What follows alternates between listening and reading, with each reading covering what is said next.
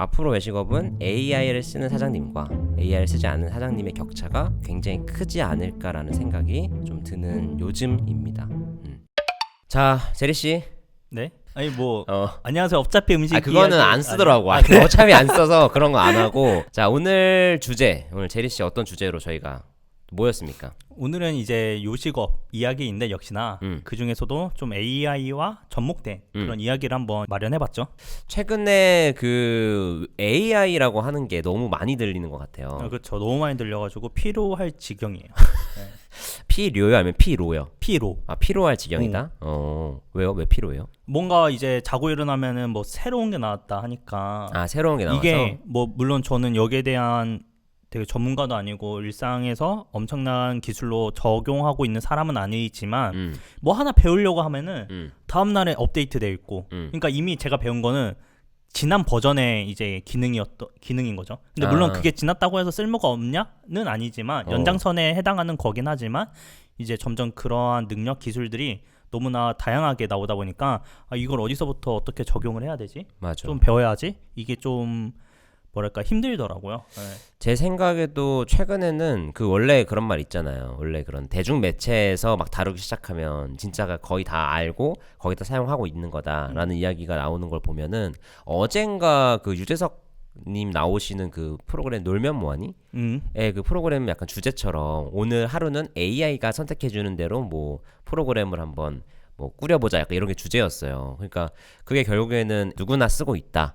그래서 오늘 주제는 이 외식업 관점에서 우리가 AI는 왜 필요할까에 대한 부분이에요. 근데 지금 와서 저희가 이 주제를 해보자라고 했던 게 한 2주 전인데 왜 필요할까요라고 하는 게 굳이에 대한 생각도 있긴 해요. 왜냐면 다 설득을 이미 당한 것 같아. 그래서 이거를 해야 될까라고 고민을 하다가 그럼에도 불구하고 우리가 원래 추구하는 거는 정확한 방향으로서 어떻게 활용해야 되는지에 대한 부분을 우리가 좀 긁어드릴 거기 때문에 그런 관점에서 왜 꼭 외식업에서 AI의 어떤 역할이 필요한지에 대해서 한번 제가 한 30분 정도 찝어드리고 그 다음에 제리 씨가 좀 실질적으로 어떤 식으로 활용하면 좋을지 사실 이것도 업로드할 시점 돼서 또 다 이렇게 필요 없을 수도 있지만 제리 씨가 잘 조사했을 거기 때문에 그렇게 한번 오늘 시간 진행해 보도록 하겠습니다.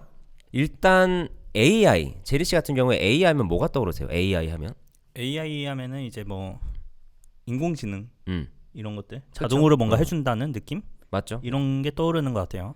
저는 AI 하면은 사실 챗GPT 딱 먼저 떠오릅니다. 그냥 대표적으로 그냥 그게 제일 정확한 거고 그리고 약간 그림을 그려주는 그냥 이미지 생성이라든지 아니면 최근에 진짜 많이 사실 AI가 가장 적극적으로 활용되는 것도 약간 번역 쪽도 이런 쪽도 많이 활용되는 것 같더라고요. 그래서 사실은 저희가 불과 한 2년 전, 1년 전만 해도 이거 너무 먼 미래 이야기 아닌가 말도 안 돼 이랬는데 어느 순간 되게 확 실감되는 것 같아요. 이게 저도 많이 쓰고 있고 실제로 제리 씨도 많이 쓰고 있는 것 같아서 같다.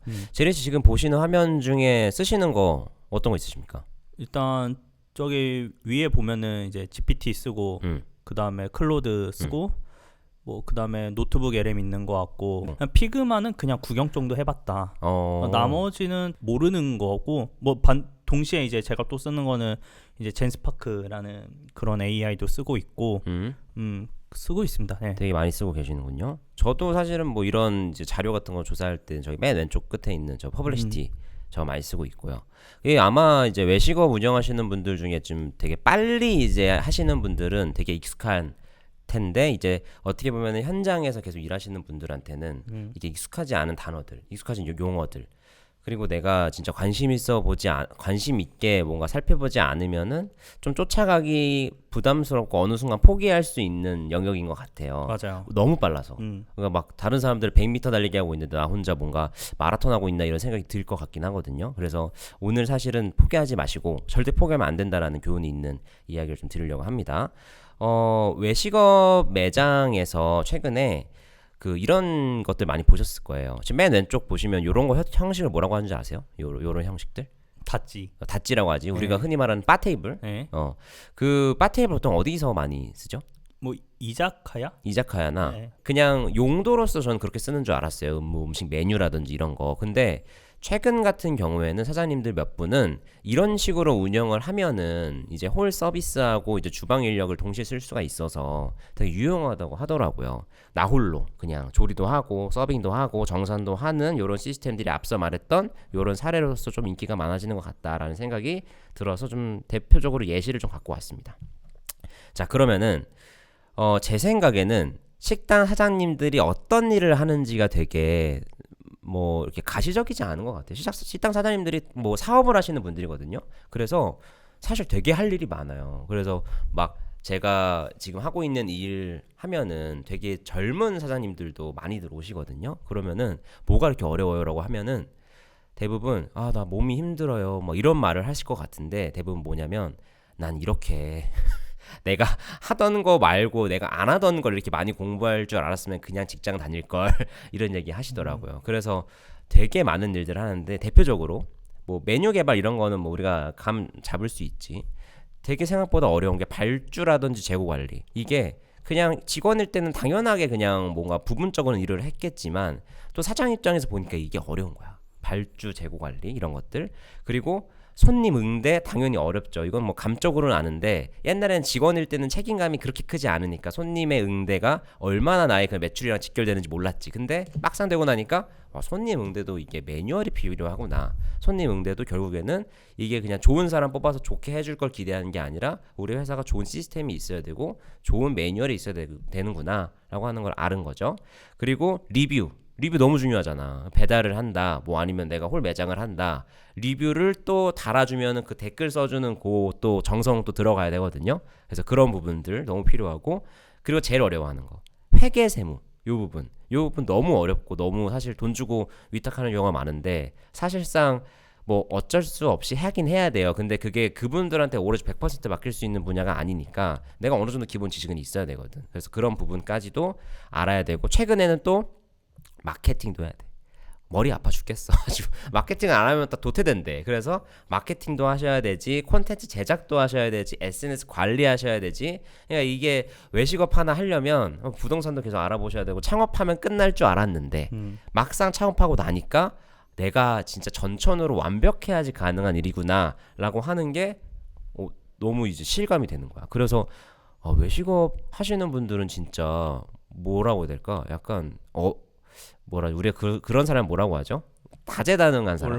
올라운더야지 외식업에서 성공할 수 있겠다라는 말이 괜히 나오는 것 같지는 않다라는 이야기. 뭐랄까 공감이 되는 부분인 것 같아요. 네. 최근에 뭐 카페 창업하고 싶다고. 카페 창업을 하기 위해서 지금 놀랍게도 포기하지 않고 있습니다. 포기하지 않고 있어요. 그래서 뭐 본인이 사실 뭐 제리 씨는 사실 올라운더에 가깝죠. 이게 약간 수심이 얕은. 굉장히 얕은 올라운더에 가깝긴 하지만 그래도 제리 씨 같은 이렇게 좀 새로운 거 계속 도전하고 하는 사람이 잘 어울리기는 한다. 근데 현실적으로 그런 분들은 이제 직장 다니는 게 더 유리할 수 있다. 아무튼 그렇습니다. 근데 이게 외식업은 진짜 어려운 게 경쟁이 많으니까 얕게 여러 가지 하는 게 중요한 게 아니라 깊게 여러 가지를 해야 되는 게 되게 중요한 포인트인 것 같아. 그래서 그런 것들을 단순하게 우리가 혼자 할 수 있는가, 직원 없이 혼자 할 수 있는가에 대한 물음표가 생기긴 한다라는 거 한번 짚고 넘어가도록 할게요. 자, 이 사진 혹시 아십니까, 제리 씨? 테슬라 아니에요? 맞아요. 테슬라. 어떤 건지 대충 아세요? 간략하게. 그냥 뭐 테슬라가 만드는 그 로보틱스를 이용해서 매장을 운영하는? 맞아요. 사실 뭐 테슬라가 뭐 외식업을 하겠다라는 게 아니라 그 전기 자동차 뭐 이런 휴게소 같은 걸 만들었나 봐요. 그래서 그 안에는 뭔가 이렇게 좀 자동으로 뭔가 돌아가는 시스템을 우리가 앞으로 방향성으로 하겠다라는 이야기고, 사실 실제로 자동화는 안 된 것 같고, 그래서 그런 부분에 있어서 근데 저는 약간 일론 머스크가 이제는 말하면 하는 것 같아서 곧 되긴 하겠다라는 생각이고, 최근에 이제 외식업장에서도 알게 모르게 되게 자동화가 많이 되어 있어요. 예를 들면은 뭐 이건 되게 기본적인 거긴 한데 뭐 커피 같은 거는 이미 뭐 많이 도입되어 있고, 뭐 유명한 프랜차이즈들도 뭐 직영점에는 많이들 도입하신 것 같더라고요. 그런 자동화 기계들은 뭐 그렇게 좀 아직은 좀 이벤트성으로 하긴 하는데, 저는 곧 이렇게 좀 넓게 이렇게 좀 퍼질 것 같다. 아무래도 인력적인 문제가 있으니까. 그리고 뭐 치킨 같은 거는 그런 브랜드도 되게 유명한 치킨들이 좀 몇 개 있죠. 뭐 로봇 치킨 뭐 이런 게 유명한 브랜드도 있고 하는 걸 보면은 주방 안에서 사람이 뭔가 진행할 때 지금은 위험한 거나 어려운 것들 자동화를 하지만 앞으로는 진짜 인력을 대체할 수 있는 자동화 시스템은 앞으로 더 만들어질 것 같다는 생각이에요. 그러다 보니까 외식업에 사람이 줄어들면은 그냥 일을 줄이면 되는 게 아니야라고 단순히 생각하시는 분들이 있는데, 사람이 줄면은 역할이 늘어나는 게 외식업의 진짜 큰 문제인 것 같아요. 그냥 예를 들어 양을 줄이는 게 아니라 그 양은 줄어들어도 역할은 그대로 남아 있잖아. 그래서 예를 들면 내가 양파 썰고 파 썰고 뭐 스톡 끓이고 뭐 하고 하는 부분들을 줄여야 되는 게 맞는 건데, 그 줄이는 게 아니라 역할을 그냥 양만 줄어도 역할은 계속 그대로 남아 있는 게 사실 비효율적인 거니까, 그것들이 앞으로도 외식업의 핵심 인력 과제가 되는 거다. 그렇게 되면은 결국에는 진짜 필요한 거는 이렇게 테슬라 같은 모델로, 테슬라에서 했던 요 지금 휴게소 같은 모델로 사람 없이 굴러가는 시스템을 만드는 게 너무 필요한 세상이 올 것 같다라는 제 생각입니다. 그래서 제 생각에는 AI, 그러니까 결국 인공지능, 그리고 이런 것도 사실은 우리가 흔히 말하는 챗GPT 같은 AI는 아니지만, 뭐 이런 무슨 AI라고 하죠? 뭐 피지컬 AI라고 해서 좀 이렇게 기계에다가 AI를 붙여가지고 실제로 사람의 역할을 할 수 있고 뭔가 구동시킬 수 있는 그런 부분들도 조금 더 앞으로 심화되지 않을까라는 생각이 있습니다. 그래서 이게 뭔가 단순하게 편리함이 아니라 운영을 좀 가능하게끔 만드는 것이 좀 이런 AI를 도입해야 되는 가장 큰 이유가 아닐까라는 생각. 그리고 이거는 최근에 지금 외식뿐만이 아니라 저희가 외식에 대한 이야기를 하는 이제 채널이다 보니까 외식으로 대입을 한 거지, 다른 기업이나 회사들도 지금 이 부분에 대해서는 굉장히 중요하게 접근하고 있고 많이 도입하고 있는 걸로 보인다. 이런 생각입니다. 근데 저는 사실 되게 중요하다고 생각한 포인트 중에 하나가 뭐냐면, 외식업에서는 약간 항상 그랬어. 좀 이렇게 좀 거부감이 항상 있더라고. 현장에 계신 분들, 특히나 전통적인 방법으로 성공의 성취를 얻은 분들은 약간 거부감이 있어요. 근데 코로나 때문에 약간 그 벽이 허물어졌다고 생각했는데, 최근에 그 불경기가 되면서 또 외식업에는 또 오리지널로 돌아오는 것도 느낌이 있거든요. 야, 옛날에 그렇게 너희가 뭐 배달, 너희 그렇게 밀키트 뭐 하라고 했잖아. 막 그렇게 뭐 이거 안 하면 뭐 죽는다고 했는데, 야, 오히려 지금 그거 한 대들이 지금 다 망하고 어렵고, 오히려 지금 끝까지 우리가 자리를 지키는 이런 것들이 잘 되고 있잖아 라고 하시는 분들도 계셔요. 근데 그건 사실 현실이랑은 좀 다르다.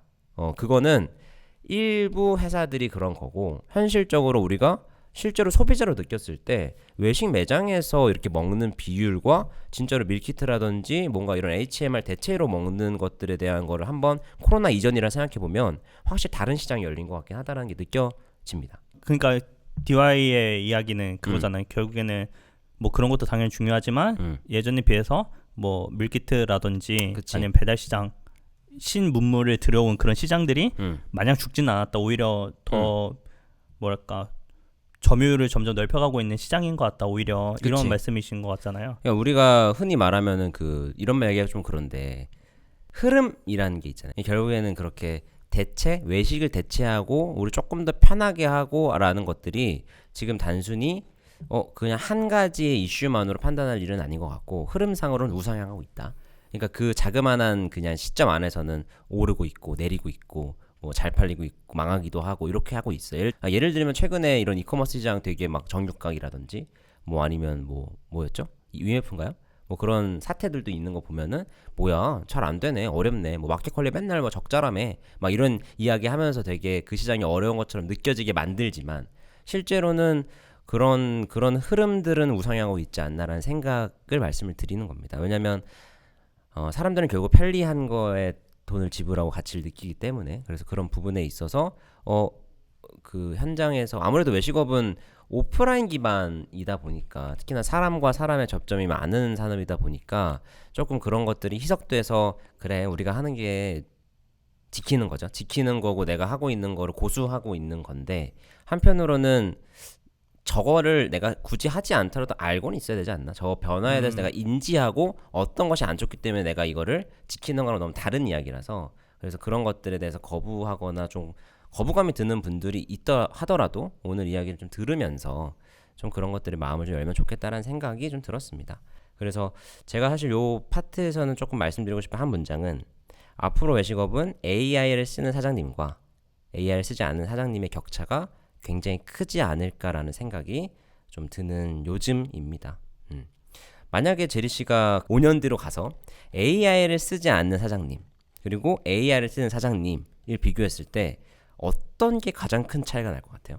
그냥 효율 자체는 그러니까 성과라고 하는 그건까진 모르겠는데 단순히 업무를 쳐내는 그런 단순 업무, 반복 업무 이런 루틴한 거의 업무들. 면에서는 생산성이 완전 달라지지 않을까 이런 생각은 드는 것 같아요. 그러니까 우리가 지금 시점에서 보면은 이 직전에 약간 그 요런 약간 혁신적인 부분이 결국에는 SNS라든지 온라인에서의 뭔가 그런 환경들에 적응한 사람과 적응하지 않는 사람들이 지금 현재 와서 나뉘어지는 모습들이 뭐 홍보에 대한 그런 부분들, 어떤 사장님은 그냥 내가 인플루언서가 돼서 그냥 내가 조금이라도 좀 이렇게 언급을 하면은 막 사람들이 몰리고, 지금은 사실 외식업이 음식을 잘 만드는 게 중요하다기보다는 뭐 중요하지만 본질적으로는 오히려 그 사장님이 얼마나 더 그 SNS 활동에 기민하게 잘하고 있느냐, 그리고 브랜딩 쪽으로 마케팅 쪽으로 더 어떻게 어떤 포인트로 잘 사람들을 끌어들이느냐가 훨씬 중요한 산업이 된 거라서, 그래서 그런 맥락을 읽는 부분에 있어서도 AI가 쓰는 사람과 안 쓰는 사람에 대한 맥락 차이가 5년 뒤에는 현저하게 많이 차이가 날 것 같다는 생각이 듭니다. 근데 이제 누가 왜 쓰고 또 어느 정도의 규모의 사업장이 쓰냐 안 쓰냐 이런 것도 되게 저는 좀 차이가 날 것 같거든요. 규모의 그러니까 차이? 예를 들면은 뭐 지금 가볍게 생각할 때는 프랜차이즈 브랜드가 과연 이걸 쓰는 의미가 있을까? 라는 생각도 들어요. 프랜차이즈는 그런 것 또한 앞으로 커버를 해줄 수 있지 않을까?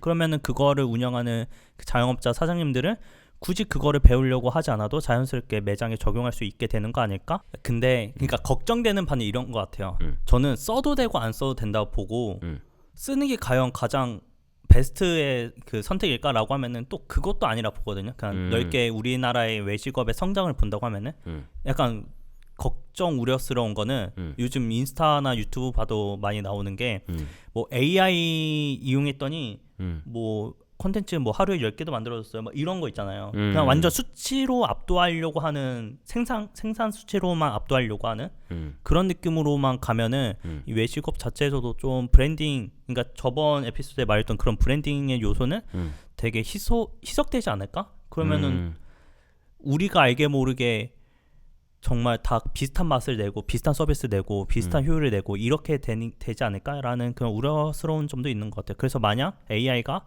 되게 좋게만 작용하려나? 라고 생각이 들진 않는 것 같아요. 그래서 제가 사실은 오늘 말씀 드리는 것 중에 되게 중요한 부분이, 고용을 하는데 따르는 책임이 나라에서는 점점 커지고 있고, 그리고 인건비는 계속 오르고 있고 노동 규제는 확대되고 있으니까 외식업이 장기 근속하기에는 매력적으로 보이는 업종이 아니다라고 하는 게 지금 현실이고, 그 결과가 점주는 사람보다는 시스템을 선택해야 된다라고 하는 게 오늘 제가 말씀드리고 싶은 이야기였습니다. 그래서 이거는 단순하게 사람을 적게 써서 돈을 많이 벌자 요 문제가 아니라 고용 자체가 지속 가능하지 않게 된 구조가 지금 문제라는 거, 그리고 앞으로 그렇게 될 거라는 거 다시 강조를 드리고, 저는 개인적으로 그렇기 때문에 이 시스템을 만들어주는 요 AI라고 하는 요 부분들을 생존 전략으로 좀 등장하는 시대가 아닌가라고 하는 거를 좀 말씀드리고 싶었고요. 그래서 도입할까 말까 고민할 시기는 지났다라고 저는 생각을 합니다. 그래서 질문을 바꿔서 지금 내 시간을 덜어줄 수 있는 도구가 있는가, 그게 비단 AI뿐만이 아니더라도 내 옆에 있는 진짜 오른팔이더라도 그런 도구가 있는지 다시 한번 여쭤보셔야 되는 거고, 내가 꼭 해야 될 일과 굳이 내가 안 해도 되는 일들을 나눠 보셔야 됩니다. 그래서 저는 그런 것들을 내가 굳이 하지 않아도 되는 일들은 그냥 시스템으로 만들어서 해결하셔야 되는 상황이 온 것 같다. 그래서 저는 외식업이 진짜 AI 시대에 마주한 게 기술의 진화가 아니라 저는 구조의 한계라고 생각해요. 외식업은 진짜 구조의 한계에 지금 부딪혔다. 그리고 변화는 이미 시작됐다고 생각하고요. 그리고 이미 똑똑한 사람들은 움직이고 있다. 그래서 문제는 타이밍이 아니라 지금 이미 이루어진 것들을 받아들이는 태도라고 생각합니다. 그래서 저는 진짜 우리가 던져야 될 그 질문은 요런 질문이지 않을까라는 생각으로 오늘 이야기 좀 준비해봤고요. 제가 제리 씨 파트로 이제 넘어갈 거잖아요. 제리 씨가 아마 이제 앞으로 사장님들이 제가 이야기했던 요 맥락 가운데서 어떤 걸 실질적으로 좀 활용하시면 좋겠다라는 그런 포인트를 집어주실 테니까 제리 씨한테 넘겨서 현장에서 바로 써먹을 수 있는 그런 구체적인 사례를 제리 씨가 진짜 실제로 말로만 좋은 도구가 아니라 현장에 쓸 수 있는 것들로 한번 보여주실 예정입니다. 제 얘기는 여기서 마무리할게요. 자, 그러면은 긴 인트로 뭐 편집해서 별로 안 길 것 같긴 한데요. 적당하게 긴 인트로 끝났고 이제 제리 씨가 실질적으로 이제 외식어 입장에서 하신 거 맞죠? 외식어 입장에서 했는데 이제 저는 사실 어쩌면은 사장님보다는 기존에는 알바생 입장에서 가까웠기 때문에 사장님의 모든 일을 알고 있진 않아요. 그렇지. 그래서 어느 정도 추측해서 좀 접목을 시켜봤다라고 생각해 주시면 될 것 같습니다. 오케이, 좋습니다. 그래서 결국에는 이 AI를 통해서 우리의 사람은 이제 특히 반복적이고 지루한 일들 이런 것들을 좀 효과적으로 처리할 수 있게 되는 상황을 마련하게 되었고, 그러면 이렇게 효과적으로 효율적으로 좀 처리할 수 있게 되니까 어떤 일이 생기냐면은 좀 사장님의 시간이 아까 이야기한 대로 네. 조금 더 많아진다. 많아지면은 이거를 조금 더 중요한 일 또는 더욱더 하고 싶은 일에 투자할 수 있는 상황이 마련이 될 수 있다. 사장님도 쉬게 좀 해주세요. 일 수도 있는데 저는 쉬지 못한다고 생각이 어느 정도는 드는 게 그래요? 역시나 아직까지는 AI는 인간의 터치가 들어가야 된다 했잖아요. 그리고 AI가 이제 행동한 그런 결과물에 대해서 결국엔 최종 컨펌을 하는 건 사람이거든요. 그러면 다시 말해서는 이 사람이 더욱더 전문가가 돼야 된다는 거예요. 어떻게 보면은 뭐 세무를 뭐 해줘라고 했는데 얘가 옳겠는지 아니면 틀리겠는지 판단하려면 다시 세무사한테 갈 거예요? 그건 아니잖아요. 그러면 의미가 없는 거잖아요. 처음부터 세무사한테 가는 게 맞지.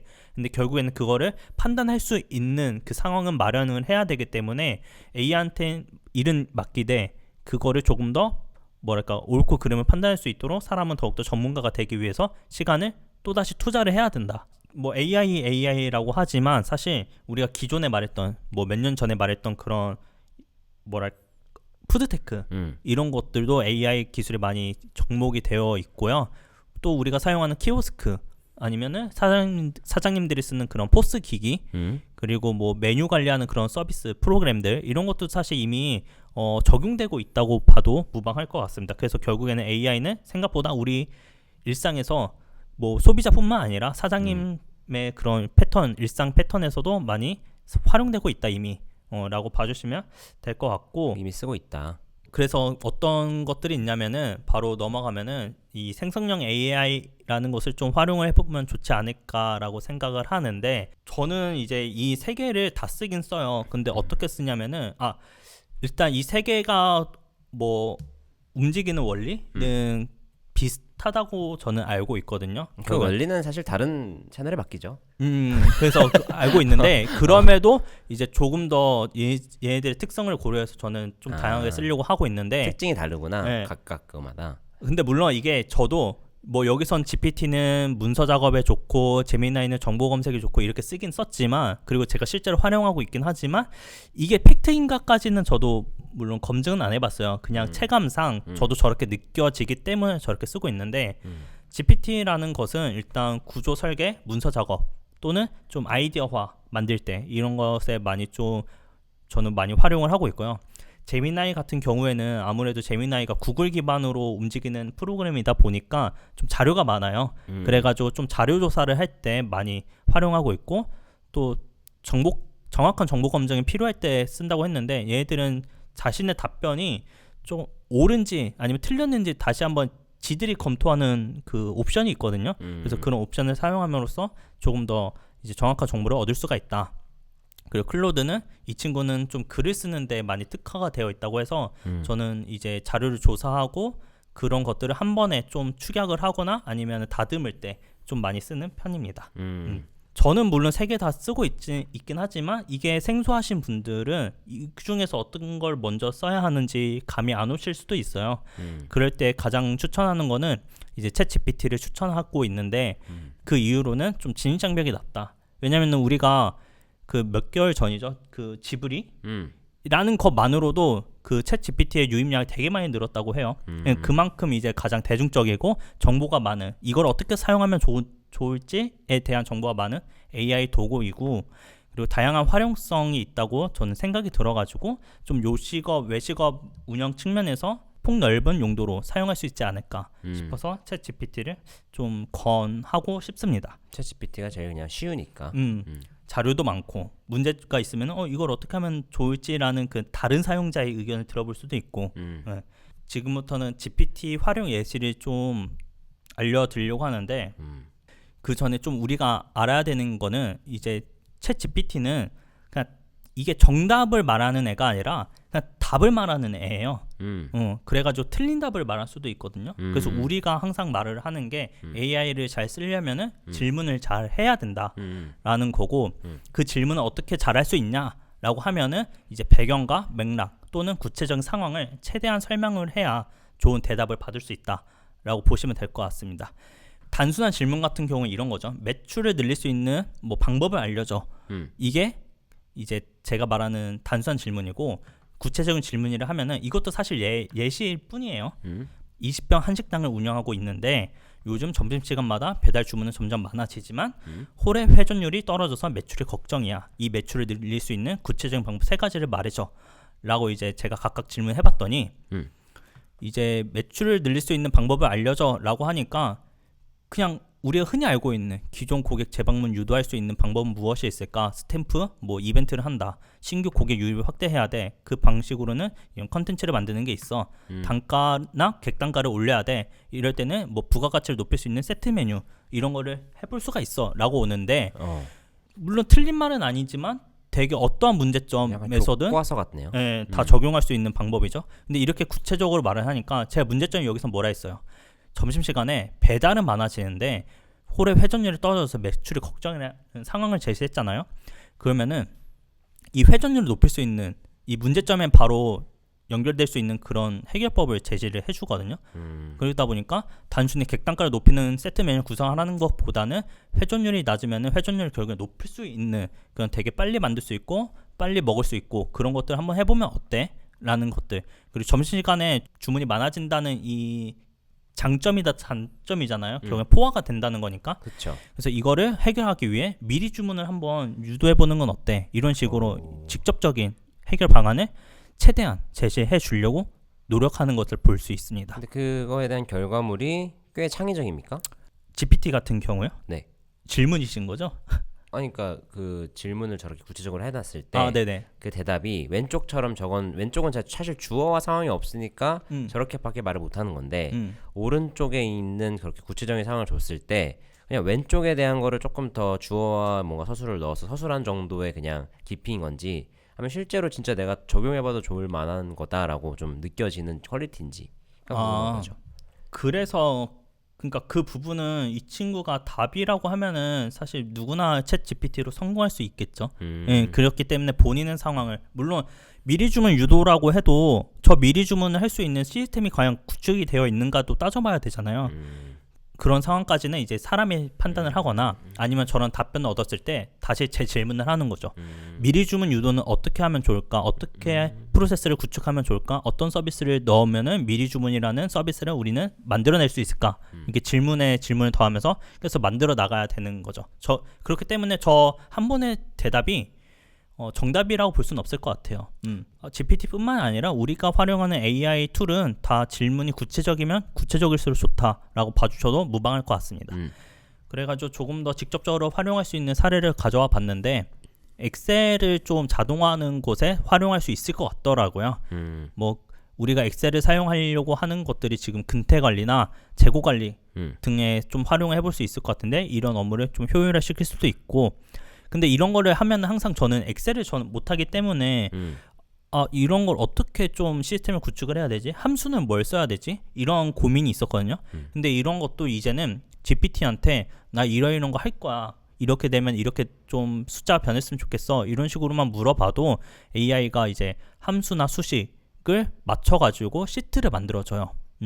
그래서 그 예시가 미리 한번 준비를 해봤는데 A와 B의 시급을 뭐 말해주고 그리고 이 사람들이 어느 시간 정도 일을 하는지 그리고 어느 시간 이상 근무를 하면은 뭐 수당을 받는다는지 이런 걸 좀 말해서 줬더니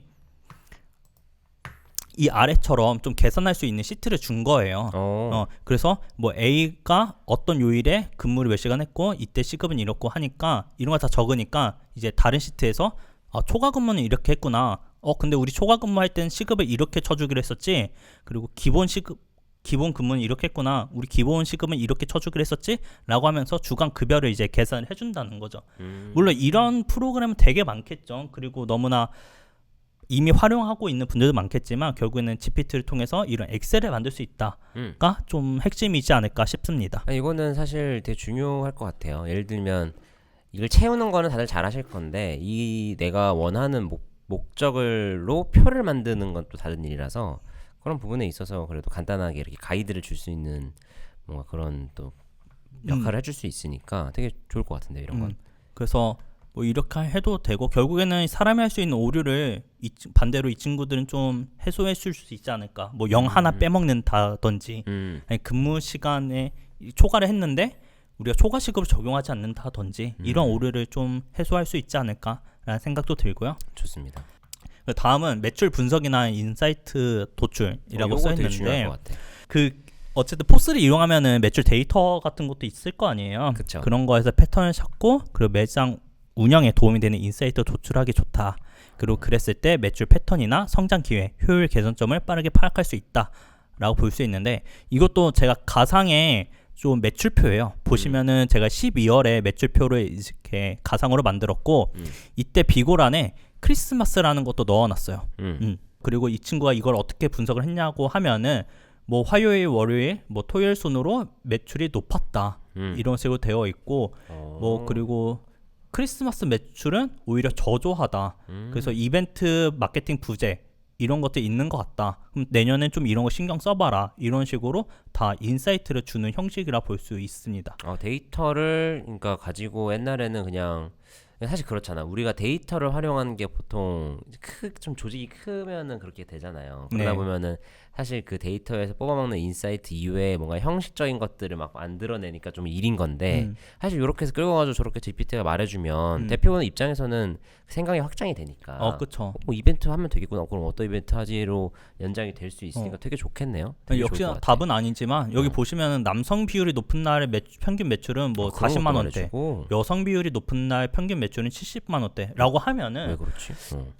이건 제가 가상 아니 벌써부터 사장 마인드잖아. 당황스럽네. 사장 마인드는 그러니까. 왜 그럴까? 저거 왜 그럴까? 그러면 오히려 여성 비율이 우리 매장은 여성에게 먹히나? 라고 생각할 수도 있는 거고. 그렇지. 아니면 여성이 더 많이 먹을 수도 있구나. 우리가 하고 있는 이 메뉴는 여성들이 더 편하게 먹는 거구나. 남자들은 별로 그렇게 뭐 그거 아니구나. 오히려 아니면은 오히려 남자층을 좀 끌어와야겠다 라고 할 수도 있는 거고. 지금 제가 이게 생각보다 작아서 60인지 40인지 모르겠지만 어쨌든 여성이 더 높은 것 같아요. 그런 식으로 할 수 있지 않을까. 좋네요. 되게 이거 하나만 가져가도 되게 좋을 것 같아. 그래서 또 제가 객단가, 방문 인원, 남성의 수, 여성의 수, 총 매출, 그 비고 이렇게 썼는데 날씨도 썼어요. 이렇게 하면은 이제 날씨에 따라서 또 인사이트를 줄 수도 있으니까. 날씨도 근데 중요한 건 이거를 어떻게 기록을 하루하루 그냥 사장님이 손으로 써서 남기는 건가요? 날씨는 어땠고 일기를 쓰는 거네 그러면? 그럴 수도 있지 않을까요? 그러니까 그 방법은 또 찾기 나름이겠지만 뭐 또 여기에 뭘 쓸 수가 있을까요? 생각해보니까 아니면 그냥 아이폰 그런 이제 정보랑 이렇게 연동시켜가지고 그것도 방법일 수 있겠네요. 가능하겠네. 그것도 방법일 수 있을 것 같고 그리고 또 어떤 걸 조건을 넣으면 좋을까? 그냥 갑자기 궁금해서. 요 식당에 운영하는 데 있어서요. 저는 솔직히 말해서 웨이팅 시간에 비례해서 사람들이 얼마나 가격을 지불하는지 이런 것도 좀 재밌을 것 같아. 웨이팅 시간에 비례해서 사람들이 지불하는 가격 길면 길수록 더 많이 지불한다라는 게 뭔가 나의 그냥 가설이거든요. 그러면은 테이블 넘버별로 이 사람 웨이팅 30분 만에 입장한 테이블 뭐 이런 식으로 좀 뭐 그런 기록을 것도 해봐도 가능하고 뽑을 수 있겠네요. 여러 가지가 가능할 것 같아요. 이제는 챗 GPT가 어느 정도는 뽑아줄 수 있으니까. 그러면 오히려 더 중요해지는 게 이런 데이터를 활용해서 뭔가 분석하고 인사이트를 뽑아내는 거는 GPT랑 이용해서 하면 될 것 같은데 이 데이터를 만드는 뭔가 실제로 그걸 데이터화 시키는 게 너무 중요하겠는데요? 이게 남잔지 여잔지는 일일이 뭐 이렇게 수기로 적을 수는 없잖아. 필요에 의하면 할 수도 있는 거죠. 그러니까. 맞아요. 포스계도 있네. 생각해보니까. 그런 식으로 주문 받을 때 포스 찍고 그런 것도 방법이고. 그리고 다음은 뭐 비슷한 맥락일 수도 있는데 리뷰 분석을 하는 거예요. 리뷰.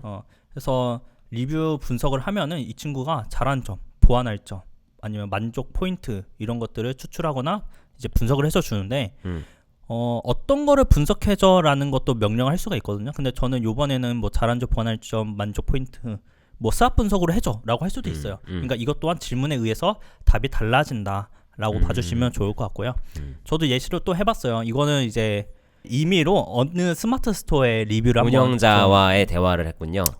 네, 가져왔어요. 근데 이것도 제가 일일이 타이핑 칠 수는 없으니까 제 네이버 스마트 스토어는 그 뭐랄까 드래그 복사가 안 되더라고요. 아 그래요? 그래가지고 이것도 캡처를 해가지고 GPT한테 텍스트로 추출한 다음에 그 다음에 이거를 토대로 리뷰 분석을 이렇게 해줘라고 말을 해줬더니 이 디자인 또한 지금 AI로 한 거긴 하거든요.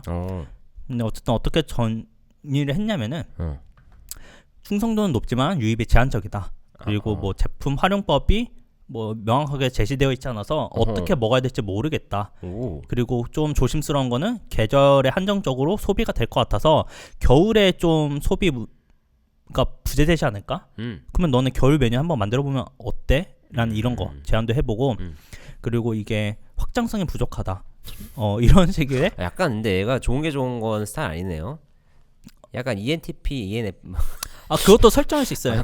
그런 느낌이네. ESTP 약간 이 느낌이네. 그러니까 잘한 점, 충성도는 높지만 유입이 제한적이다. 그러니까 잘한 점과 당근과 채찍을 다 주는 이제 스타일로 제가 만든 거죠. 좋네요. 네. 이런 식으로 좀 리뷰 분석을 도출할 수 있다. 그리고 이걸 토대로 뭐 개선을 할 수도 있는 거겠죠.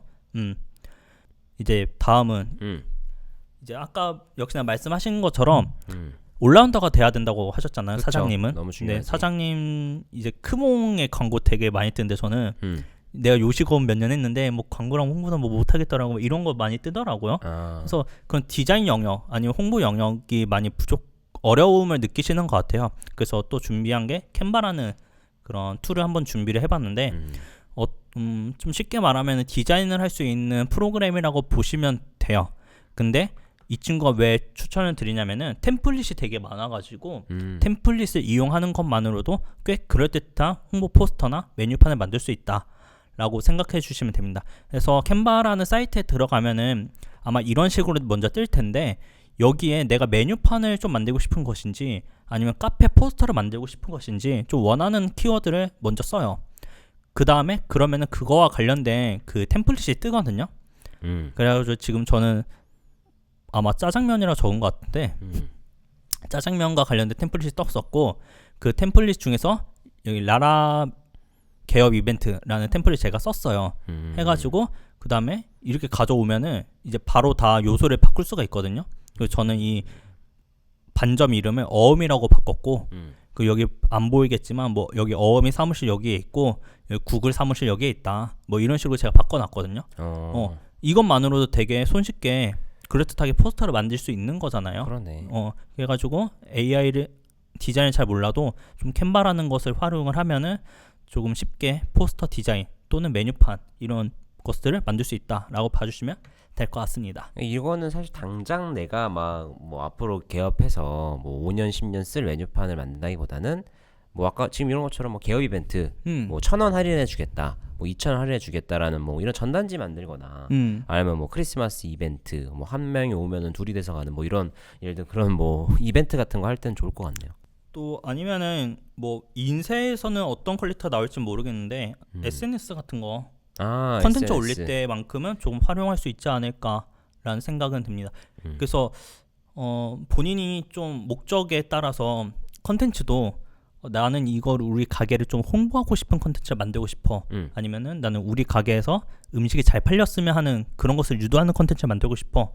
라는 것을 이제 GPT한테 물어보고 네. 그 친구와 좀 아이데이션을 해가지고 이제 디자인으로 넘어오는 방향도 있다. 근데 역시나 그런 점에서 제가 좀 아까 우려스러운 부분이 그렇게 하면은 너무나 브랜딩의 그 깊이가 너무 얕아지지 않을까? 라는 생각은 들어가지고 마냥 좋은 방법이라고 소개해드릴 수는 없을 것 같다. 라는 입장입니다. 알겠습니다. 그리고 또 캔바의 그 기능으로는 저는 좀 재밌고 활용도 높을 거라고 생각하는 게 이제 프레임이랑 목업 기능이라고 있거든요. 이런 것들이 좀 활용이 높지 않을까 싶은데 쉽게 말하면 그냥 신기해서 한번 가져와 봤어요. 그래서 프레임은 이런 툴을 주면은 이 틀에 맞게끔 사진을 잘라주는 그런 역할을 해주는 애거든요. 그래서 저는 이런 틀을 가져와 가지고 그 소금빵이라는 이미지를 넣은 거예요. 그러니까 얘가 자연스럽게 이렇게 잘리는 이미지를 만들어 주고요. 그리고 목업 같은 경우에는 이런 것들을 가져와서 이제 디자인을 넣으면은 우리가 이런 거 많이 쓰잖아요. 핸드폰에 우리의 뭐 네이버 지도를 보는 듯한 느낌, 그러네. 아니면 노트북에 뭐 있는 느낌, 이런 거 많이 쓰거든요.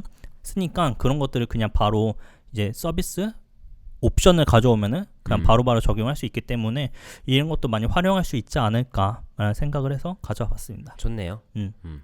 그래가지고 이제 준비한 거는 결국에는 뭐 GPT, 뭐 제미나이, 클로드, 뭐 캔바 뭐 이렇게 있는데 툴은 이 정도로 이제 활용 예시를 준비해봤고요. DY가 처음 첫 장, 두 번째 장에서 말한 것처럼 AI 도구는 진짜 많아요. 진짜 많으니까 본인이 필요한 게 있다라고 하면은 그것 또한 혹시 모르는 제미나이나 GPT한테 물어보면서 좀 활용도를 찾으면 좋지 않을까라는 생각이 들고, 주의할 사항은 AI는 역시 아직까지는 적어도 아직까지는 만능이 아니기 때문에 한 번 더 체크하고 한 번 더 이제 정확도를 따져보고 이게 우리 환경에 맞는지 또 볼 필요가 있다라고 봐주시면 좋을 것 같고요. 역시나 AI는 도구일 뿐 결국 중요한 건 활용한 사람이니까 질문을 최대한 좀 구체적으로 하고, 그리고 역시나 마지막 체크는 또 사람이 아직까지는 해야 된다를 계속 주의하면서 이제 활용하시면 좋을 것 같습니다. 좋네요. 그 사실 뭐 캔바라든지 콘텐츠는 진짜 뭐 사실은 아예 못 하시는 분들이나 이런 분들 도움이 많이 될 것 같고, 저는 오히려 아까 그 중간에 나왔던 그 매출, 뭐 원가 이런 관리 부분에 대해서는 많이 중요한 거 알고, 그리고 이거 해야 되는 거 아는데 시간 없고 미루다 보면 우리가 항상 뭔가 미루게 되는 되게 취약한 부분 중에 하나인 것 같아요. 그래서 사실은 미루는 거 좋은데요. 아까 제가 말씀드렸던 포인트, 그 데이터들 그거라도 꾸준하게 모아만 놓으십시오. 모아만 놓으면 언젠가는 그거는 GPT로 이렇게 넣으면 되는 일이니까, 지금 아마 그거 못 모아 놓으신 분들 계실 거란 말이야.